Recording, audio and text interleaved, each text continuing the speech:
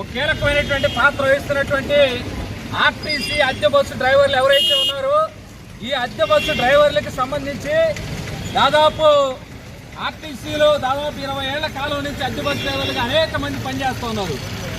సమాన పనికి సమాన వేతనం చెప్తున్నప్పటికీ ఈ డ్రైవర్లు కూడా ఉదయం పూట 6 గంటల నుంచి సాయంత్రం 9 వరకు అంటే సుమారు 15 గంటల పాటు డ్యూటీలు చేస్తూ ఉంటే వీళ్ళకి ఏదో కొంత వేతనం ఇస్తూ కళ్ళనీళ్ళు దుడుస్తున్న పరిస్థితుంది.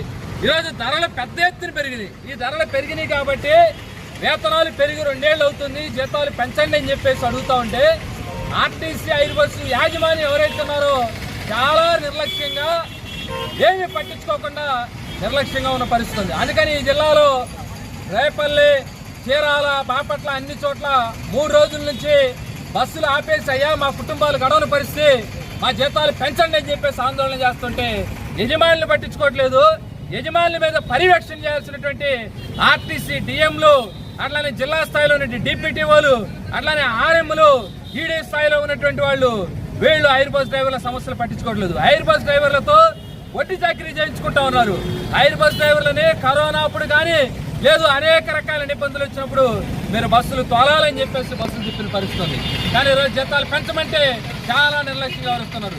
అందుకనే అయ్యా ధరలు పెరుగుతున్నాయి, ఈ పెరిగిన ధరల్లో మీరు జీతాలు పెంచకపోతే ఏ రకంగా బతకాలి అని చెప్పేసి ఈరోజు రేపల్లి పట్టణంలో కార్మికులు ఖాళీ కంచాలతో ఖాళీ ప్లేట్లు పట్టుకుని రోడ్డున పడ్డారు.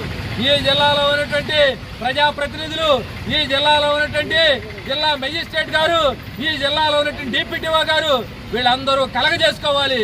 ఐదు బస్ డ్రైవర్ల యొక్క వేతనాలు పెంచాలి. ఈరోజు ఒక డ్రైవరు వేతనం పెంచకపోతే ఖాళీ కడుపుతో ఏ రకంగా పనిచేయాలి?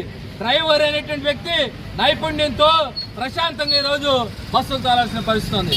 కానీ ఈరోజు మేము అడుగుతున్నటువంటిది అయ్యా మీరు జీతాలు పెంచి 2 ఏళ్ళు అవుతుంది, మీరు ఇప్పుడు ఇస్తున్న జీతం మీద ఇప్పుడు 15 గంటలు 16 గంటలు పనిచేస్తే 1100 వేతనం అమలు చేస్తున్నారు. ఇది చాలదు, కనీసం 1700 ఇవ్వండి.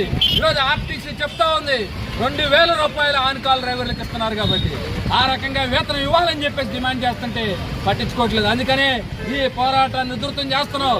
ఈరోజు ఆర్టీసీ యాజమాన్యం కలగజేసుకుని వాహనాల ద్వారా వేతనాలు పెంచే ప్రయత్నం చేయకపోతే రేపటి నుంచి కార్మికులందరినీ కూడా రోడ్ల మీద తీసుకొస్తాం.